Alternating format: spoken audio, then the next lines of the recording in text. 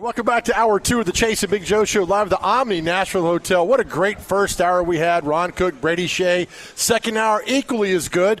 Chase McCabe off today. Nick Frazier in for Chase as well. And our special guest, I've been trying for 6 months to get this young man to come down here. Welcome. At least 6 months. Yeah, right. Chris Kirkpatrick, you know him from NSYNC, joins us today.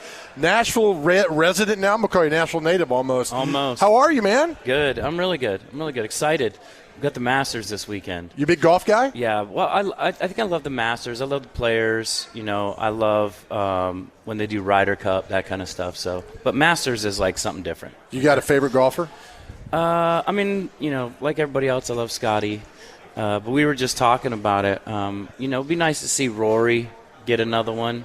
You know, especially after watching that documentary. I don't know if you saw Rory's documentary that he had and how hard that first Masters when he was up and then blew it at the end and just fell apart. But, you know, he seems like a good guy. It'd be fun to watch him win. Could you tee off at the first hole at the Masters with everybody watching?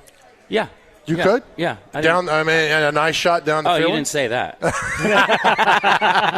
You said, could I tee off? Right. I could tee off. I could probably take a couple people with me. I don't think I could. I mean, that is like the number one hole at the Masters. Everybody watch. I couldn't do it. Yeah. Well, you know, and I can't imagine their pressure that they have on them. But, you know, I've done tons of charity golf events, and a lot of times they'll have people on the first hole and stuff like that. So there is some nerves involved to that. Masters, that's a whole other level. You know, I would definitely shankopotamus one. Oh, I'm sure, yeah. Are you a good golfer? I mean, are you consider yourself good, bad, medium? No, I don't consider myself good, but I don't consider myself bad either. Okay. You know, I could probably hold my own. I'm probably 18 handicap. That's not bad. You can break 100?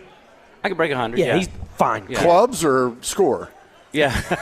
I'm not sure what I could do about that. And we don't talk about how many balls I lose either. I bet you get asked to do a billion things. Sometimes. It all depends. And with my schedule with this pop tour that I'm on, you know, it's kind of tough. I feel bad. There's some golf tournaments that I used to do a lot, and I've had to postpone them. And you know, every year they're like, "Are you in this year?" And I'm like, "Oh man, I got shows that weekend or something." So kind of puts those off. And when I was, you know, I've been here 10 years. When I was in Orlando, we did a lot. I'm sure. I mean, you know, every weekend in Orlando was golf. I think there was probably 2 years of my life that my job was charity golf tournaments. How do I sign up for that? Yeah. And I'm still not that good, so that'll tell you something. How's the pop tour going? It's going great. It's going great. We have rehearsals next week for it here in Nashville. We've got O-Town, BB Mac, Ryan Cabrera, LFO, and then we're going to have some more surprises come out. We're trying to get Mark McGrath back on the tour. He was on for a while. We had Smash Mouth out with us for a while, so it's a lot of fun, and it's a trip down memory lane. You know, it's got to be a lot of fun. Yeah. I mean, it's when did NSYNC start? Well, that's a trick question. The band started, I want to say 95 maybe, and but I had a band before that basically kind of morphed into what NSYNC is. Like at one point it was only me, but before that, you know, I had guys coming and going and quitting and coming back and quitting for good. And then, you know, I think when we got the roster that we had, there were 4 of us for a while, me, JC, Joey, and Justin. About a year and a half, I think, and then probably about 95, we got Lance. And it took off.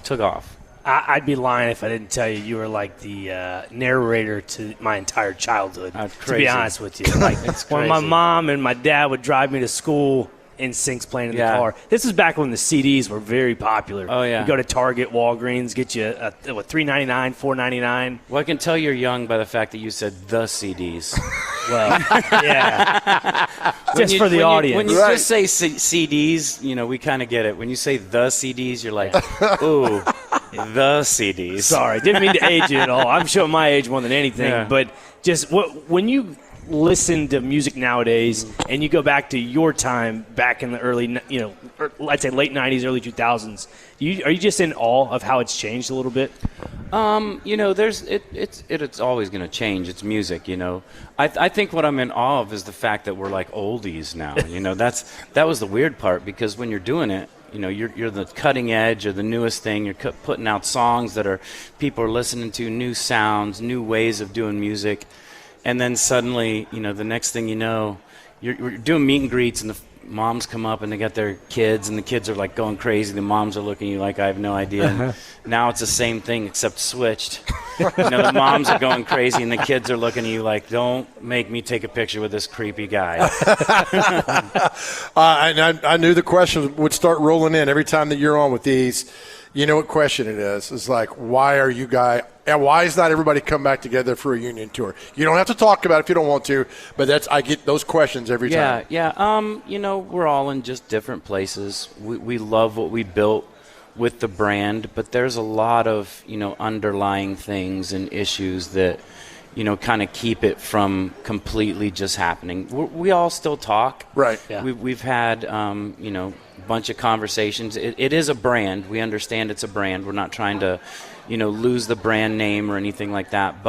And we'll still come back and do stuff for things like that. But, you've got guys that, Justin was just on tour last year and he's burnt out. Yeah. Like it was a hard year. It was really difficult. I went out on the road with him a lot, and, watching him, I could just see he was tired. And, nobody wants to go right back out and do it again. Sure. So, there's a lot to it. Yeah. So why did you move here 10 years ago? I moved here because I love the town. I have some family here. I had a bunch of friends here. And when my wife and I would come to visit, we were like, we just love it here. We knew we were going to have a kid. Well, we thought we'd have kids, but we have a kid. Right. And, this is a great place to raise a kid. And we came up here, and one day I just looked at her, and I had this huge house in Orlando on a lake. It was beautiful. But I was like, man, it was like Big Fish. I'm like, this isn't how I go. Right. Like this isn't the place. This isn't the house. This isn't anything. I'm like, let's move to Nashville. And she was like, really? I was like, yeah. And we got up. There's music central. Yeah. I think that's what's great. We built a studio down in Eagleville. I can go out and work with so many artists, and if you ever need road guys or anything, they're all here. And one thing I do love about it is the Nashville community, and I mean that in the music business especially. Like Nashville musicians are a breed apart. It's like everybody's just so happy to be working and to be there's no competition. There's no, I hope this doesn't work out for this guy. It's all just, what can I do to help you out? And I love that. That's great. When I told Nick you were coming on, first thing he said was, he's a big Nashville SC guy. Yeah. Went to the game last night. Told you. Yeah, we found out our section was like right next to where he was sitting. Yeah. We love soccer. My kid plays soccer. My wife played collegiate soccer, and we took him there because a couple of his buddies were going as well, and he loves. It's great. He's 8 years old now, and it's fun to hear him yelling at the field, going, "Why aren't they pressing? Why aren't they?" And I'm like, all right, he's getting it. He loves football. He loves basketball. Played baseball a little bit, and just. I think a lot of times for young kids, baseball is a tough sport because if you're not batting, you're standing there picking your nose, and he didn't like that. He wants the action the whole time. He wants soccer where he's running up and down the field, basketball, running football, everything. So, but yeah, we became, that's definitely our team. Moved from Orlando. When Orlando, we did like Orlando City for a while. As soon as we moved here, we're like, nope, okay, Nashville now. So. Nashville, SC, the Sounds. Love going to Preds games. Love going to Titans games. I took him to 2 Titans games last year. We have yet to hit a Preds game. Yeah, we have yet to hit a Preds game this year, but we plan on going before the end of the season. I heard 3 left. Saturday. Yep, 3 left. Heard Saturday's the hottest ticket in town. Yeah, I'll have to go. We'll see. Speaking of 2 Titans games, what do you think about their new jerseys? I like them. Yeah? I like them. And they're kind of throwback, right? Are they like the Oilers a little bit? Yep. Yeah. I always love when they do that. I mean, don't get me wrong, I hated the Oilers, but I love the Titans. So I like when they kind of throw it back because, especially with me, and we're talking like I'm totally going to age myself now, but, Warren Moon, Earl Campbell days back in the day, there was just something mean about the Oilers, and then when the Titans kind of bring on that color and those jerseys, hopefully we'll get that mean streak. Who do you think they're going to draft? Jeremiah Love. You think they're going to get a running back? We want him. Really? We want him. Yes. You think Bain, his arms I'd take are Bain too short? too. Bain's See, arms we've discussed this. Look, put his game tape on. Watch Ruben Bain work. I think we're in a day and age now when it comes to when you're drafting guys and everything. There's too many variables. Yes. Like they are, I'm a big Steelers fan as well. I remember Kenny Pickett coming out and they're like, oh, his hands. It was his hands were too small. I'm like, when in the 80s do you think some guy was drafted and they go, oh, look at Doug Flutie. Oh, he's too small of a quarterback. Yeah. Right. He'll never, I just think his shoes, he wears the wrong kind of socks. His underwear are too tight. It's like all these variables they throw into these drafts are just so strange and they don't make sense. It's about winning. And if that's what, Titans need an edge rusher. If Bain fits that, there you go. But you think Love is the answer? I do. We've talked about this ad nauseum. Yeah, I just think because you look at what Robert Saleh brings to the table, you already go getting Jermaine Johnson, former edge rusher at New York when he was there. You have John Franklin Myers, another former interior lineman. They did a great job in free agency this year. Oh, yeah, and they still got money to use. They have once, roughly $60+ million they can go after somebody else if that's the case. I know Dexter Lawrence is out there. That might be an option. It's always nice when a team is making moves before the draft. Yeah. And I think when I was growing up, I remember watching the draft thinking that the draft was it. Like every player that you were drafting was the best at what they do. It's an unknown. You have no idea where these guys are going to go, but you see them in college and you think, oh, they're going to be amazing. They're going to do that for my team in the pros. But there's something to going out in free agency and getting those guys that have been there, they know the game already, and just filling those pieces. You from Pittsburgh. Yes, so sir. that's why you have your Oilers disdain. Yeah, disdain. Bengals, Browns, Brands, and now Ravens. Who's your favorite all-time Steelers player? Well, I have to go with Lynn Swann. I've been to, since 95, I didn't go to the 95 Dallas Super Bowl because the band had just gotten together and we were still working. But since then, I've been to every Super Bowl, and I always wear my Lynn Swann jersey. It's worked twice, didn't work once. 05, 08, and then the 10. Then we lost to our quarterback. Yeah, we lost to the quarterback. Hopefully our quarterback. Hopefully, what's going on there? I don't know. He's holding it. I asked Tim Hasselbeck yesterday, how does a guy get to hold a team hostage? And Tim said, well, because he is one of the top 32 quarterbacks on the planet, he can do that. Yeah, and I also think, he's a pretty good fit for the Steelers. We don't need, anybody that's going to come in. It would have been nice to kind of make a little bit more of an effort for like a Kyler Murray or Justin. Well, they had Justin Fields. We had Justin Fields. We tried that, and that wasn't bad. I think they pulled him a little early. He worked the system and put in Russell Wilson, and that just Russell's the type of quarterback though that he's great when he's younger. Like what he does fits his body. So now that he's older, he can't do what he used to do. Aaron Rodgers has still got the gun, and that's all you need. You're not expecting him to run for 40 yards a game or anything. You just want him to scramble. You need to give him time and throw that ball where it needs to go. Who dropped the pass of the game versus the Ravens in the first quarter? He didn't go to him the rest of the game. It was a under route, and he hit him. Was it Metcalf? May have Austin. been. He hit the guy. No, because Calvin Austin had that game winning touchdown. That's right. Yeah, Austin had and the then game Rodgers I'm done with you. Yeah. First quarter, I'm not throwing you was again. Was it Adam Thielen? No. No.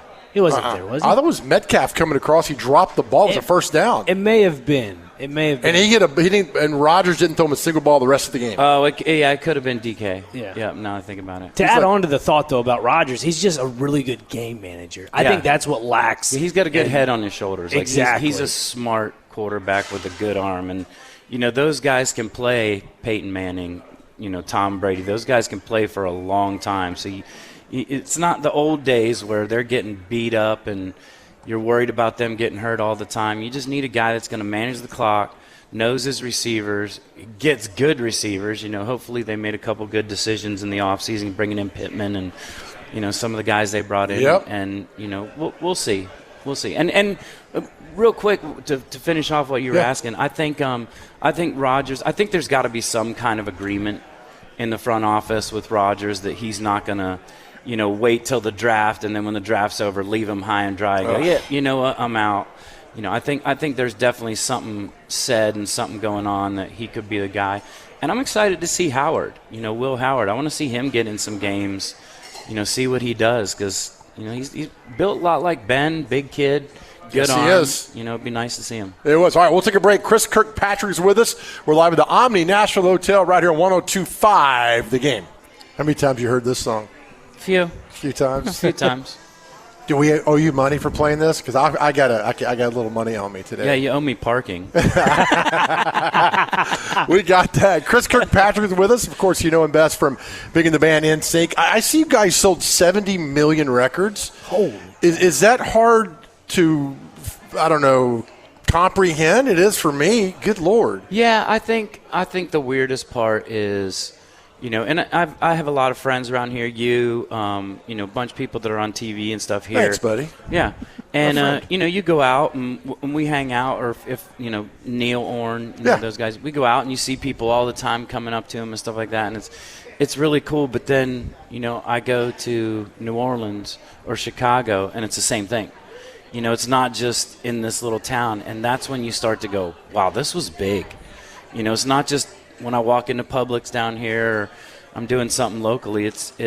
I travel and in the airport in San Francisco, and somebody comes up, so that's when it really hits, and you kind of put it in perspective. Like this was crazy. Yeah, I mean 70 million, all that. So that's the cool thing to do that. And I mean, a lot of people, not a lot of people, but like, oh, that was another. You embrace it because it was a special time, right? Yeah, I mean, I'm not going to sit up here and go, well, I don't ever talk about the band or anything. Right. I mean, I'm on this tour that I do the songs. It's not like I'm going on. Here's a new song I wrote, bathroom break time. So we do the old songs, but it was a great time. It was fun, and I put together a bunch of guys that we've remained friends for a long time, and I grew up with 4 sisters, no brothers, but I always feel like I have 4 sisters and 4 brothers. Oh, that's very cool. You guys did the Super Bowl, right? What year was that? Was that 2000? 2000. Or the 2001 in Tampa? Yeah, yep. Tampa. It was Baltimore Giants Super Bowl, yep. Were you able to watch any of the game? After halftime. After halftime, right? Yeah, since we did the halftime, it was like after halftime I went up and got to watch some of the game, and it was tough for me. I mean, I guess I would have been Giants because it was the Ravens. Yeah. And when they're in your division, we're not so much Colts fans around here, and we've got some teams that are in your division that you always kind of root against. Yeah, I still have a problem with the Steelers, and I know you're a Pittsburgh guy, in 1983 when they passed over drafted who I think is the greatest quarterback of all time. Dan Marino. Yeah. I think that's why they made up for it and got Kenny Pickett. They didn't want to do it again. They didn't want to find a Pitt quarterback and go, well, we did it again. We looked over a Pitt quarterback, and now he's this great. And I kind of feel bad for Kenny. I think, there's a lot of pressure on that kid when he came in, and, I think he could still be a quality quarterback. But Pittsburgh is a football town. But if I can kind of pivot for a second, sure. I do want to say this is the first year since probably 1990 that I might have to watch some baseball games, because there's something going on right now in Pittsburgh. Oh, no. He loves Dr. Crane loves the Pirates. I see you're a Cardinals fan. That's too bad. Hey, easy now. Youngest team in baseball. But he loves Paul. He loves Paul Skeens. Pirates are right there now. That kid Connor Griffin. Oh man, he's a beast. Yeah. I've got my kid's 8 years old, and I've always, he was born here in Nashville, so right at St. Thomas. So it's like he's allowed to be. We're Titans fans, we're Preds fans, we're Sounds fans, we're Nashville SC fans, and he can like whoever he wants, but he definitely has to like my teams too. Yeah. And it's funny because watching him and hearing him talk about the teams now is great, and this is the first time I was always like, all right, we love football and we love hockey. That's what we love. And now this year, actually last night when we were on the way to the Nashville game, I told him, I'm like, hey, bud, I think this year me and you might have to go up to a Pirates game. I think there's something special going on this year. And it is, the Pirates have been a team for 30 years who have had the Jason Kendalls, these guys that come in and they're great players for him, but that's all they have. Yeah. And then as soon as their contract's up there with the Yankees or the Dodgers or somebody that's going to pay them. But this year, there's a bunch of guys on that team, and there's a buzz that I can see on the feed. They got the traffic cones now. There's something going on, something different. They've held on to all their prospects. Yeah. Henry Davis is one of the top prospects as a catcher. Which Obviously, they never do. Yeah. They never do. They trade him away. And they also have for nothing. Paul Skeens. Let's not forget about him. Your boy signed today, the 9-year. Yeah, Connor Griffin, the guy you're talking about, you alluded to. I don't know if the money is going to be worth it in the long run, but I understand why they did it, because everybody's expecting the salary cap in 2027, the lockout. Mm-hmm. So I was reading online that apparently if you signed a long-term deal before December 1st, all those contracts are grandfathered in. Okay. So that's kind of one of the reasons why Pittsburgh did that. It's genius from a front office standpoint. It's just a matter of if the player will pay off by then. And again, he's 19 years old. He's out of, I think, Columbus, Mississippi. I mean, he's the stature of Aaron Judge, 6'7". He's a baller. 200 pounds. As a shortstop. Yeah, as a shortstop. He's 6'7" shortstop? Yeah. Good Lord. He's a baller. And let's not forget. He's got a great head on his shoulders, too. Exactly. I think that's the big thing when you have a guy that's 19 years old and understands he feels like he's a vet already. That's big. Can you name the outfield back in 1990? Barry Bonds, Bobby Bonilla, Andy Van Slyke. The greatest, Chico right? Chico Lean, Jeff King. Yes. Orlando Merced, Spanky LeVire, Doug Drabeck, Tim Wakefield. Was John Smiley on that team? John Smiley was on that team. I think that was it, right? Did I get the whole? Jay Bell. J Bell. How could we forget J Bell? Love me some J Bell. Yeah. I remember in tears. Barry Bonds was last one up, and we were losing, and he hit into an out or something like that, and we lost the game. And I was just like, because that was our year. And then, then the mass exodus happened, and the Mets are still paying Bobby Bonilla. They are still paying. Remember the day Leland jumped Barry Bonds' butt at spring training because he wasn't hustling? I know. I love me some Jimmy Leland. Right? I was even a fan of Detroit when he went up to Detroit. I love Jimmy Leland. Yeah, that was so they won 90, 91, and 92. They won the East, and then the Reds got him. The Braves got him. Sid Bream. Hobbling around third base. I can see it. Oh, man. It hurts so bad. And Sid played for the Pirates the year before. That's right. He sure did, yeah. Yeah, and then so after that, it went straight to know where. That's when Wakefield, Bonds, Bonilla. Still kept Van Slyke. Van Slyke was always my favorite. Like, I played outfield when I played in high school, and I love me some Andy Van Slyke. Did you get to know those guys as your career went on and doing pro-ams? None of those guys? No, they were all pretty much out of there. We did get to meet when we played a show in San Francisco. Barry Bonds came to the show and brought baseballs that I still have signed, and I'm the only one that was like. So in our band, there's only really, I think 2.5 of us that are sports guys. Is Justin and I, and the half I would give to JC because he watches, but he's not into sports. And Joey and Lance just are like yay sports. So who's the one player that if you saw would be starstruck today? Any player? Any player. Any player? Oh, geez, I don't know. I'd probably go with like somebody crazy like Tiger. Or maybe Tom Brady. We actually ran into Tom Brady at the Derby the first year the Patriots won that crazy Super Bowl, and we were talking to him, and me and my uncle were just screaming at him about the Steelers and joking around, having a good time, and he had some choice words, and I was just like, look at this young kid talking bad about my Steelers. What's he gonna do? We've got a dynasty, right? And all these things, and this kid wins one Super Bowl, and he's the best ever. Whoops. Yeah, and then he goes on and wins, 7 total? He got all that? Yeah. Yes, 7. He's got more individually than any team. That's right. He sure does, yeah. It's crazy. But you got Nick happy with your Pirates talk, though. He's smiling. Yeah. He's been on a Pirates bender now for a while. Yeah, I'm just a big Paul Skeens fan. Yeah, me too. I actually got to watch him 2 years ago. 3 years ago, I was doing my podcast out of we were in Omaha. And while we were there, it happened to be the College World Series, and it was LSU, Florida. And a really good buddy of mine, his son, Dylan Cruz, was playing for LSU, in the outfield, and Paul Skeens was pitching. So I got to go, went out to dinner with my buddy and Dylan, and it was a fun weekend. And the worst, again, if you ever want advice from me on sports, do the opposite of what I tell you, because I remember talking to him, and it was mostly because, I was so close to Dylan and everything, but I was like, Pirates had the first round pick that year, and I was like, man, they're going to go with Skeens. They need to get Dylan. Dylan's the man. I think it was just because I wanted free tickets to the Pirates. Dylan's such a great ball player, too. He's so fun to watch. Plays for the Nationals, Dylan Cruz, Yep. But Skeens. All right, we'll take another break. Chris Kirkpatrick from NSYNC is with us. We've claimed him now as a Nashville native, which is I have the authority to do that, Chris, so you're good now. More with Chris Kirkpatrick. We're live at Omni Nashville Hotel right here on 102.5 The Game. Welcome back here to the Chase and Big Joe Show live at the Omni Nashville Hotel. Our special guest this hour, Chris Kirkpatrick from NSYNC, Nashville native. We awarded him that title today during the show. You're welcome, buddy. Honorary. Yeah. Yes. No. You're one of us now. You've been here 10 years.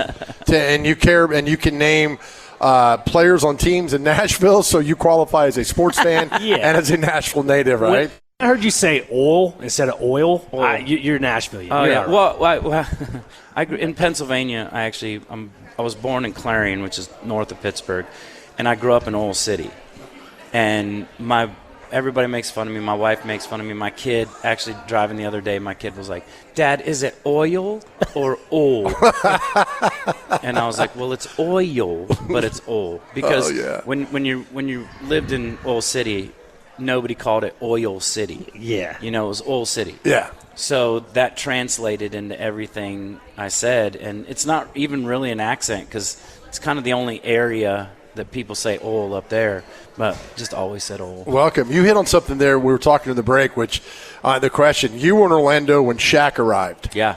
I mean, that is. Yeah, it was nuts. And I was and those were the years with Horace Grant, Penny Hardaway, because remember the next year they had that crazy, they picked up Chris Webber, swap with Anthony Hardaway, and that team made it to the playoffs, and it was the first time a team like that in Orlando had done something like that, and that's the only team they had. Right.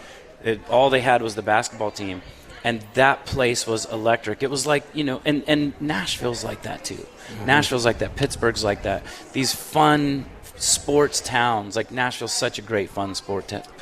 The year that the Preds went all the way to the final. 17, this place was electric. When the Titans went to the Super Bowl, it was electric. There was so much going on, and winning does that. Winning does that to a place, and when you're in a football season and you're only one of 4 teams or one of 2 teams still playing, you're going to wear your Titans gear. You're going to go out and celebrate, and it's a lot of fun. I'm sure you've run into Shaq. I mean, he's absolutely gigantic. Yeah, we actually recorded one of our first songs at Shaq's house.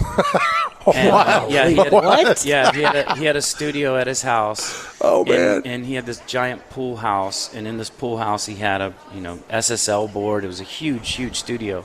And we went in there and recorded, and JC and I had finished early, and Joey and Justin were doing their parts later, and that's when Shaq showed up, and JC and I had already got back to our house. Oh. And we were sitting at the house together, and we were so bummed out that we just missed Shaq. Yeah. What was it? Is with the Amway Center? Was that what it was? Yeah, it used to be the Amway Center. Yep. So I met my wife. My wife worked for the Orlando Magic. No way. Yep. She was on the scorer's table. She did all the game presentation and stuff like that. Oh, wow. Oh, that had to be fun. I mean, watching the genesis of Shaq in the NBA. Unbelievable. With Orlando. I mean, come on. I mean, he's one of those names, it's like Michael Jackson or something like that. But again, it's always funny to me, like even with the name NSYNC, I got to see some of these in the very beginning. Shaq. I remember when Shaq was coming in right out of LSU, it was like, Shaq? His name is Shaq, like a shack, like a little wooden shack. I don't get, and you're putting it together, and now it's, it's like Webster's dictionary stuff. It's like obvious. Yeah. But back then it was like Shaq, and Penny was so sweet. Like just when he, out of Memphis, when he came out of when he'd be on the court, it was just so smooth. And Dennis Scott. They had some great players on that team. That was a fun time because all Dennis Scott do out of Georgia Tech was shoot threes and made half of them. Yeah, he's actually a good friend of mine, and every time I'm on a flight, I usually request 3D, And I always take a picture of it and send it to him every time. And he's like, "There we go again." Chris Kirkpatrick is with us here at the Omni National Hotel. You mentioned Michael Jackson. Every time I hear that, I think of the 2001 MTV Awards. Mm-hmm. You guys shared the stage with one of the greatest performers of all time. Yeah. What was that like? The greatest performer of all time. I mean, I think there's nobody better than Michael.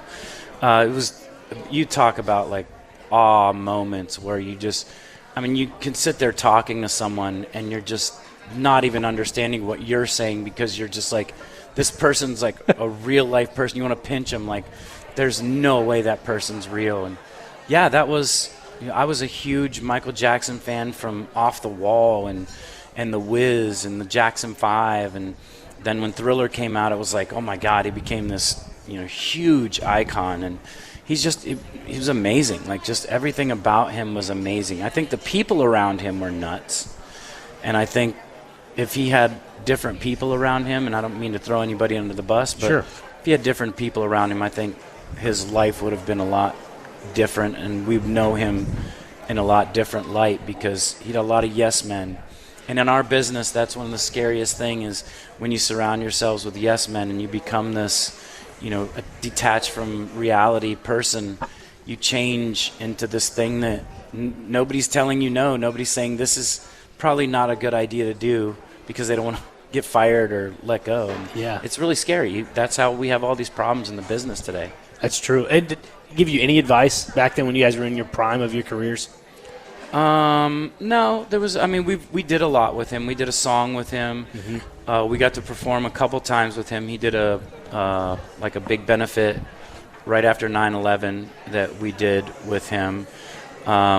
We did that award show. We did his Jackson's 40th special, which looking back on it, I'm like, oh my God, I remember how old I was. Like, man, Jackson 540, or maybe it might have even been 30 for all I remember. It could have been 30 year special. I don't know, 2000. Yeah, it probably was 30. Yeah, 30. It was their 30th anniversary, and I was like, man, that was a long time. And now we are coming up. Welcome back to the final segment here with Chris Kirkpatrick from NSYNC here at the Omni National Hotel down there. All right, Chris, May 14th, 2000, you guys played Nissan Stadium.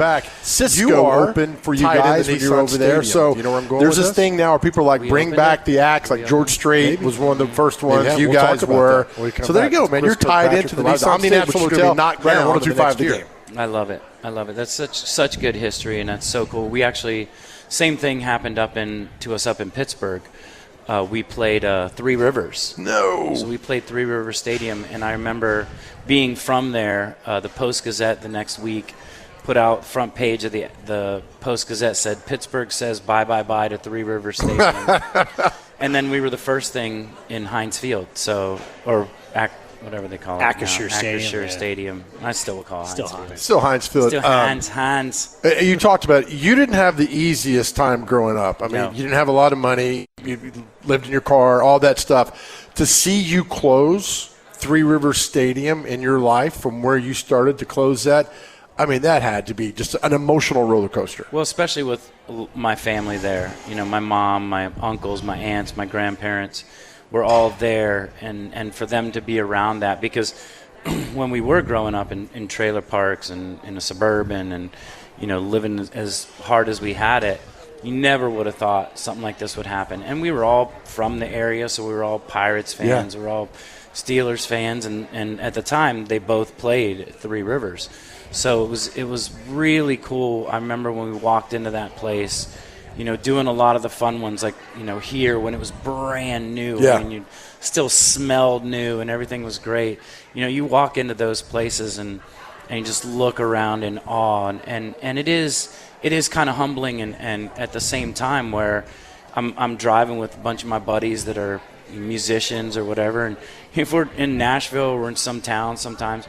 Nashville, you're driving around and looking at a bar, and they're like, oh, man, I played that place. And they're like, yeah, I played that place. And you go by the stadium. I'm like, yeah, I played that place. It's kind of cool that, it was such a great time. It was a great time for music. It was a great time in the world where everything was just crazy and positive and upbeat, and we didn't have, all this, drama now that we have, Right. which is tough. Well, I was raised by a single mom. You're raised by a single mom. Mm-hmm. What is it about with your son today, and you grew up without a father, that you want him to have? Me. I think I just presence. Me being around. My dad came to. I had one minor league baseball game, and by minor league I mean like they called minor league before Little League in Pennsylvania. Yeah.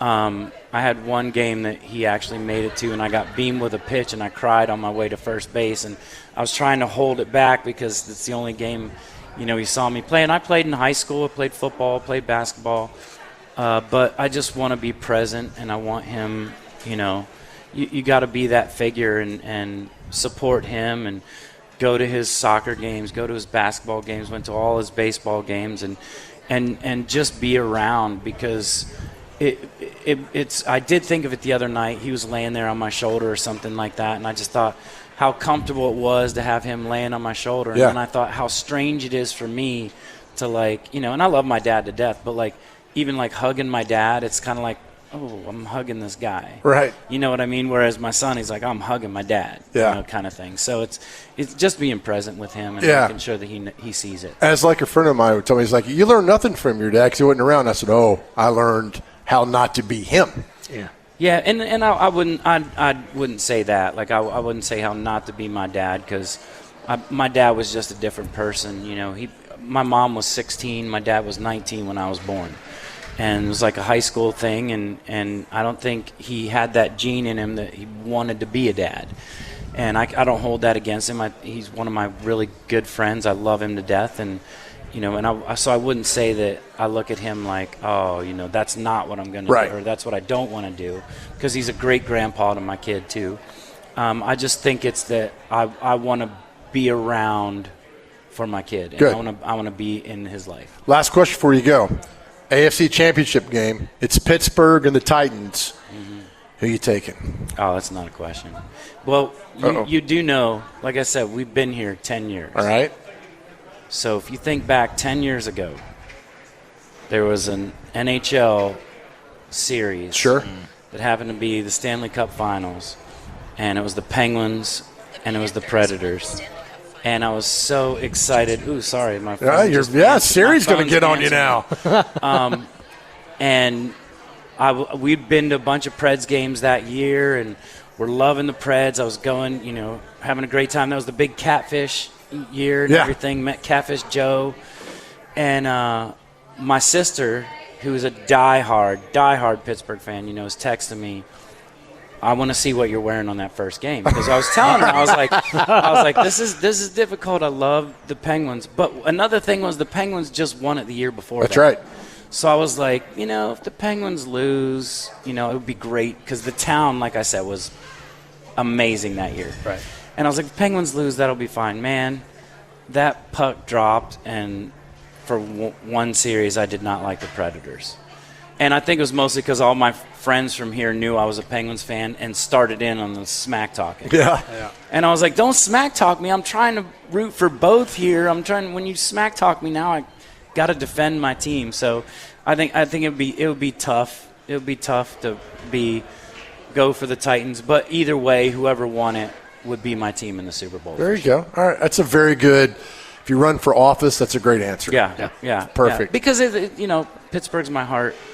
Nashville's my home. That's a good one. And it's hard to put your home behind your That's heart. your next song or your little tour coming up. There we go. Hey, man, we love you. Thank you. This is great. I've been on you for 6 months to get you down here. We finally made it. We finally made it. Every time you text me, I'm in Chicago. I'm not going to make it. And I'm like my undying love. I'm not quitting, and then I never quit. Appreciate you, man. Thank you and everything. You're always so gracious. We appreciate you. Chris Kirkpatrick with us here at the Omni Nashville Hotel. Back with Hour 3 coming up next, right after this on 102.5 The Game.